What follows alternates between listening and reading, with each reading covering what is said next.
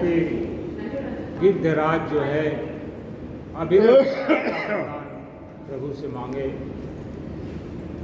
मुक्ति तो उनको पहले ही मिल गई थी, लेकिन मुक्ति से उनको संतुष्टि नहीं हुई, अविरल भक्ति भी चाहिए। क्योंकि भक्ति अगर नहीं है तो वो मुक्ति जो है वो कहते हैं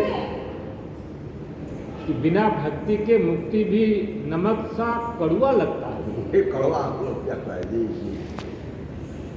इसलिए गिद्धराज ने आज भक्ति मांगा और भगवान उनका यथोचित क्रिया, दाह, संस्कार, तिलांजलि जो भी शास्त्र के द्वारा वर्णित है उसको विधिवत उन्होंने किया। कल हमारी बात इस बात पर भी हुई थी कि आज हम आधुनिकता में ऐसे फंस गए कि अपने स्वजनों का भी यथोचित क्रिया नहीं कर पा रहे हैं, उनको भी तिलांजलि नहीं दे पा रहे हैं। जबकि हमारे जो मर्यादा पुरुषोत्तम हैं राम, उन्होंने एक पक्षी का करके बताया कि नहीं, अगर पक्षी से भी आपका लगाव है तो उसका भी यथोचित क्रिया करनी चाहिए। आगे पढ़िए क्या कहते हैं।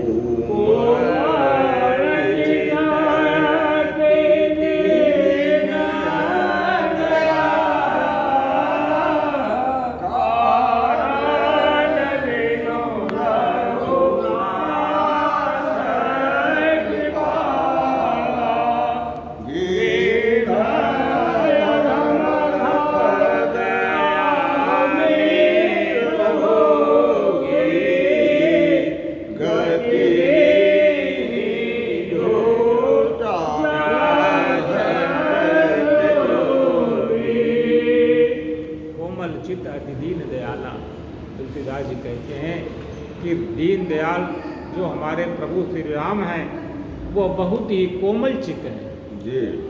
और कारण बिनु रघुनाथ कृपाला, रघुनाथ जी बिना कारण की कृपा करते हैं जी। इस संसार के अंदर कोई भी व्यक्ति आपके ऊपर बिना कारण के कृपा नहीं करेगा जी जी, कुछ न कुछ रहेगा कारण। बिना कारण कृपा तो सिर्फ एक उस भगवान की ही होती है, प्रभु की ही होती है। मनुष्य अगर है तो वो आपके ऊपर कुछ भी कृपा कर रहा है तो आप समझ जाइए कि कुछ न कुछ कारण है। बिना कारण के मनुष्य कभी कृपा नहीं करता। बिना कारण के कृपा सिर्फ एक ही करता है, वह है भगवान। कहते हैं तुलसीदास जी, गिद्ध अधम खग आमिष भोगी। गिद्ध जाति पक्षियों में भी गिद्ध को सबसे निकृष्ट माना जाता है, क्योंकि वह मरे हुए मांस को खाता है।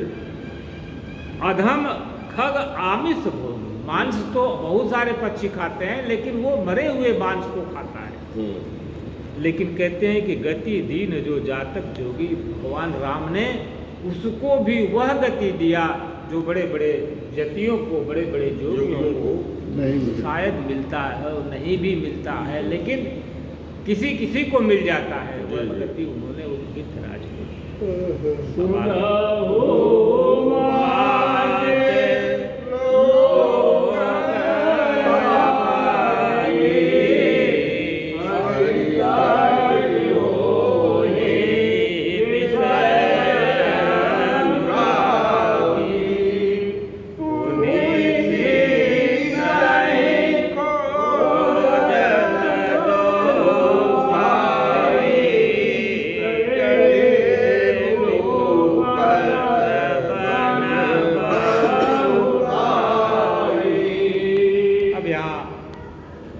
भगवान शंकर पार्वती जी से कहते हैं, क्योंकि इस रामचरितमानस के 4 वक्ता और श्रोता का वर्णन किया गया है। काकभूषणी जी गरुण जी से सुना रहे हैं, भगवान शंकर माता पार्वती से सुना रही हैं। याज्ञवल्क्य जी भरद्वाज जी को सुना रहे हैं और तुलसीदास जी की खुद सुना रहे हैं अपने को। सुना रहे हैं। तो शंकर भगवान यहाँ पार्वती जी से कहते हैं कि सुनहु उमा ते लोग अभागा। वह व्यक्ति अभागा है। कौन व्यक्ति? कि हरितज होई विषय अनुरागी। ऐसे प्रभु को जो कि अकारण कृपा करते हैं। अभी तक संसार का नियम यही है कि मनुष्य आपके ऊपर अगर कोई कृपा करता है तो उसका कुछ न कुछ कारण होता है। अकारण कृपा तो सिर्फ वह हरि ही कर सकते हैं। और वह हरि जो कि गिद्ध जैसे अधम खग को भी वह गति प्रदान कर दिया। अगर वैसे हरि को छोड़ करके जो व्यक्ति इस संसार के विषयों में लगा है तो उसको अभागा नहीं कहें तो और क्या कहें। जी जी। भगवान शंकर यहाँ कह रहे हैं। फिर आगे की कथा में भगवान शंकर कहते हैं कि पुण्य सीते खोजत दो भाई चले बिलोकत बन बहुताई। फिर दोनों भाई सीता जी को खोजते हुए, अब इस क्रिया में एक संतों का मत है कि भगवान राम ने जो गिद्धराज का यहाँ दाह संस्कार जो और यथोचित क्रिया संस्कार किया उसमें जो है वो भोज नहीं दे पाए, क्योंकि गिद्धों का भोज करना है तो गिद्धों के भोज के लिए तो गिद्धों की चीज चाहिए ना। बुलाना होगा उनको, खिलाना भी तो वही होगा ना। वो पूरी और सब्जी थोड़ी खाएंगे और ना पूरी सब्जी बनाने के लिए राम के पास वहाँ कुछ था। अरे खुद ही जंगल में है, वहाँ क्या खिलाएंगे उनको इतना कंदमूल फल भी, और गिद्ध तो कंदमूल फल खाएंगे नहीं। तो उन्होंने वहाँ संकल्प किया, जटायु महाराज आपका भोज बाकी है और वो मैं अभी आने वाले कुछ दिनों में ही ऐसा भोज दूंगा कि 10 दिन तक लगातार आपके जितने पक्षी हैं आपके बिरादरी के सब जम करके भोज खाएंगे, दिन रात भोज खाएंगे लंका के मैदान में। आप चिंता नहीं करना। इसके बाद से वहाँ आगे बढ़ते हैं और चले बिलोकत बन बहुत आई। कहते हैं कि इतना ज्यादा संख्या में वहाँ वन है जिनका वर्णन करना मुश्किल है। आगे की लाइन में देखिए उसका वर्णन करते हैं।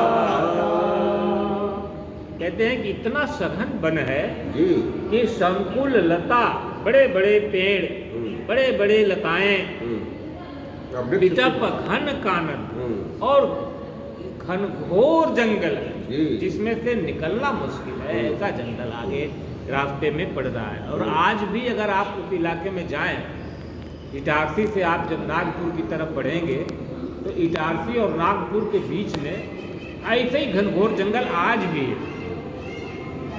और इटारसी से जब ट्रेन खुलती है तो नागपुर के बीच में आपको कोई गांव, घर, शहर कुछ नहीं मिलेगा, केवल जंगल जंगल ही मिलेगा आज भी। उस जमाने में कितना घनघोर वो इलाका रहा होगा, कल्पना ही कर सकते हैं।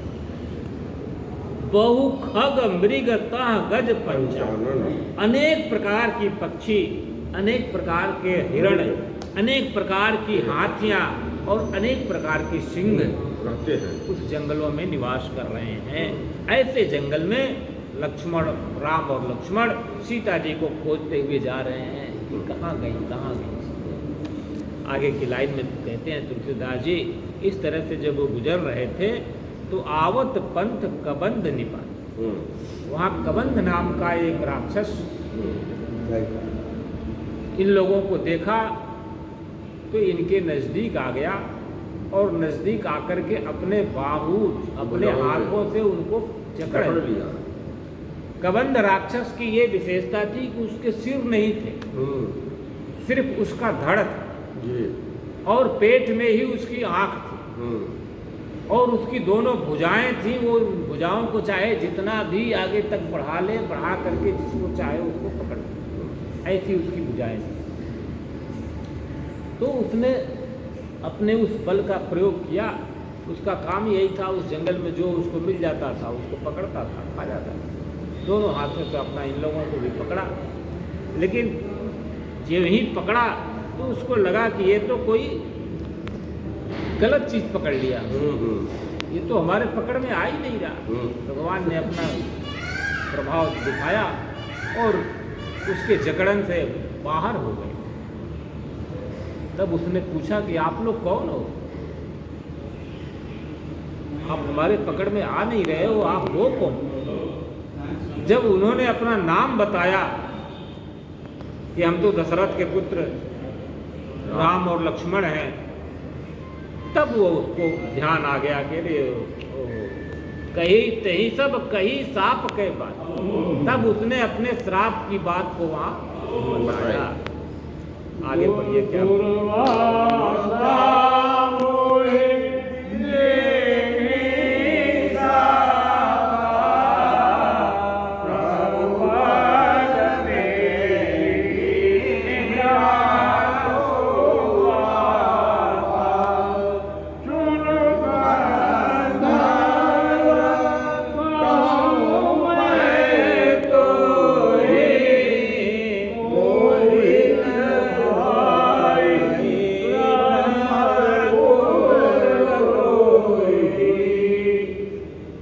तुलसीदास जी कहते हैं कि दुर्वासा मोहि दीनी शापा।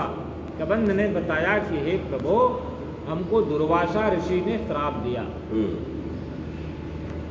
अब यहाँ तुलसीदास जी लिख रहे हैं कि दुर्वासा ऋषि ने श्राप दिया।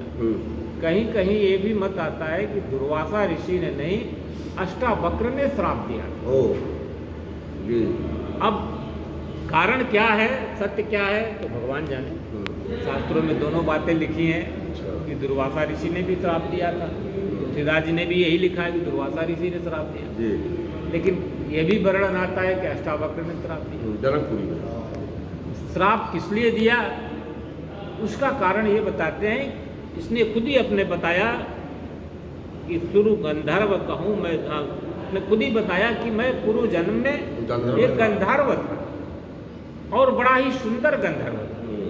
इतना सुंदर था कि मैं अपनी सुंदरता के अभिमान में ही रहता था। जिस किसी को भी असुंदर देखता था, कुरूप देखता था, उसका अपमान करता, उपहास करता था, उपहास करता था, उसकी अपमान करता था, कुछ न कुछ उसको व्यंग बात बोलकर करता। एक बार मैं अपने सहचरियों के साथ विचरण करते हुए जा रहा था। तो दुर्वासा ऋषि के साथ में तो आता है कि ये इतना उदंड हो गया था अपने सुंदरता के चलते कि किसी को भी कुछ नहीं समझता था और यहाँ तक कि ऋषि महर्षियों को भी परेशान करता रहता था। उनका आश्रम में जाकर के उनके आश्रम को उजाड़ देना, तोड़ देना शक्ति थी इसके पास, गंधर्व था। अष्टावक्र के विषय में कथा आती है कि अष्टावक्र जी काले थे और 8 अंगों से टेढ़े थे। तो उनको जब इसने देखा तो ये उपहास करके हंसने लगा कि बताओ क्या स्वरूप पाए हो तुम, देखो एक हमको देखो और एक तुम अपना स्वरूप देखो। तो वहाँ अष्टावक्र ने इसको समझाया है कि भाई तुम आकृति मत देखो, कृति देखो। जो व्यक्ति इस संसार के अंदर लोगों की आकृति देखता है, उसका आकार देखता है, उसका स्वरूप देखता है, वह बुद्धिमान नहीं। यह देखो कि उसने कृति क्या किया है अपने जीवन में, वो कर क्या रहा है, उसका आचरण कैसा है, उसका व्यवहार कैसा है, वह कितना सुंदर है, इससे क्या लेना देना। अरे उसका व्यवहार कितना सुंदर है, उसका आचरण कितना सुंदर है, इस बात को देखो, उसकी कृति देखो। कृति देखोगे तो खुश रहोगे, आकृति देखोगे तो दुखी रहो। भगवान ने इस संसार को बनाया और बहुत ही सुंदर बनाया, लेकिन जो व्यक्ति इस संसार में अपनी दृष्टि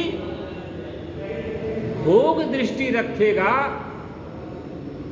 उस व्यक्ति को इस संसार में विकृति दिखाई पड़ेगी और वह व्यक्ति संसार में सुखी नहीं होगा बल्कि दुखी रहेगा।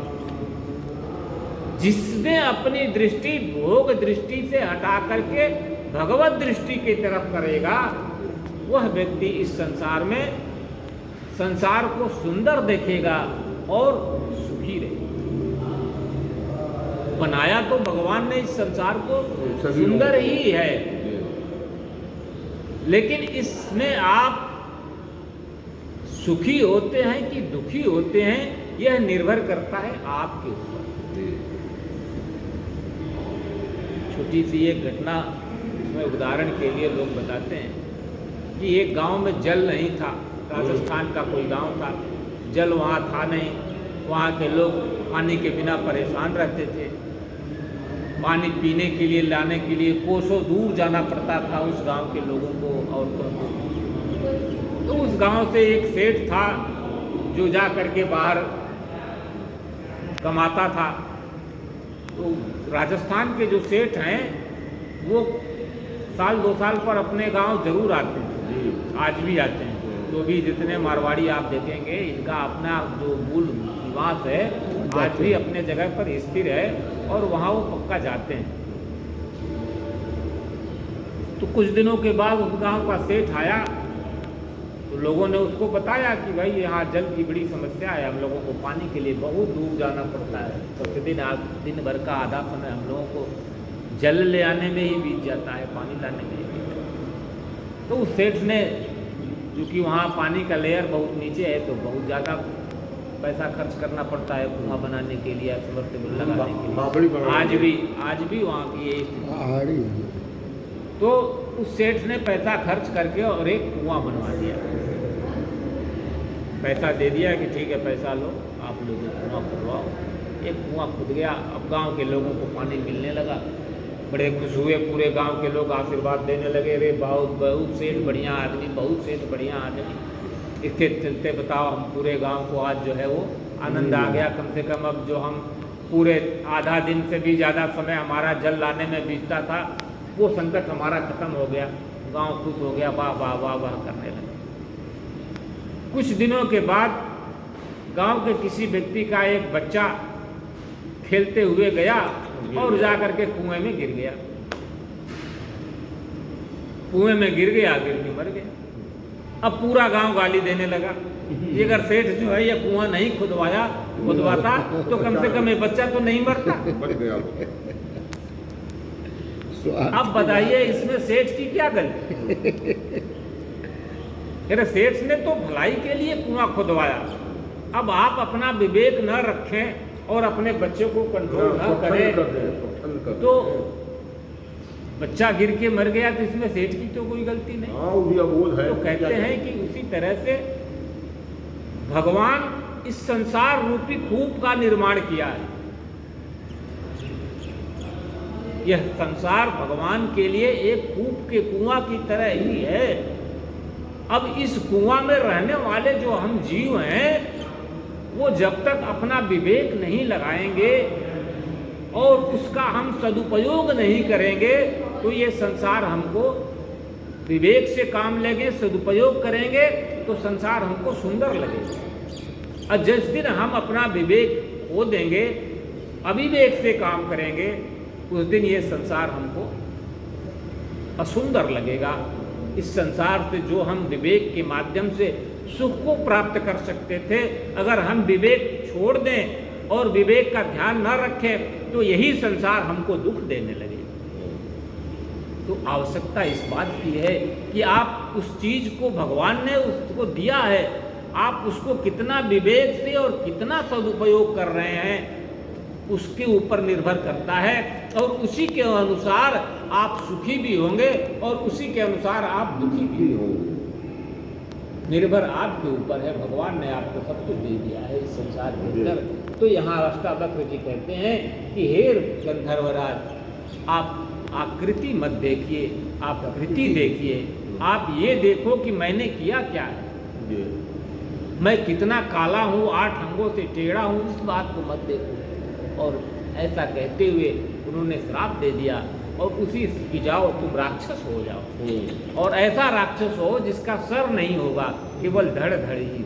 जी तो कबंध कमा भगवान से प्रार्थना करता है कि हे प्रभु, आज जब मैंने उन्होंने श्राप दिया तो फिर मैंने उनके चरणों पर गिर करके उनसे क्षमा मांगा कि महाराज गलती हो गई, हमको माफ करो। तो उन्होंने दया आ गई। तो दुर्वासा ऋषि ने, अष्टावक्र ने जहाँ कहा कि ठीक है, त्रेता युग में जब भगवान राम आएंगे तो उनका तुम्हें दर्शन मिलेगा और उसके बाद तुम इस श्राप से मुक्त हो जाओगे। तो आज हे प्रभु, आपका मुझे दर्शन मिल गया और मैं आज अपने श्राप से मुक्त हो जाऊंगा। कहते हैं कि इस बात को सुन करके, सुन गंधर्व कहूँ मैं तोहि, भगवान राम वहाँ उस गंधर्व से कहते हैं कि हे गंधर्व, मैं तुमसे कहता हूँ, तुम सुन लो कि मोहि न सोहाहि ब्रह्म कुल द्रोही। मुझे ब्रह्म कुल, ब्राह्मण कुल का जो द्रोही होता है, ब्राह्मणों का जो अपमान करता है, वह व्यक्ति मुझे अच्छा नहीं लगता।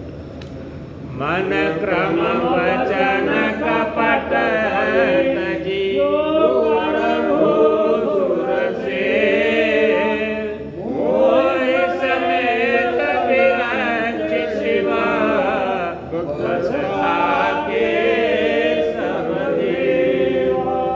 यहाँ तुलसीदास जी कहते हैं कि मन क्रम वचन कपट तजी, मन से, वचन से, क्रम से जो व्यक्ति कपट को छोड़ करके और ब्राह्मणों की सेवा करता है, मोहि समेत विरंच शिव, मेरे सहित ब्रह्मा शंकर सब उसके बस में रहते हैं। आज का प्रसंग यहीं तक, इससे आगे फिर हम लोग अगले दिन। बोलो श्री राम।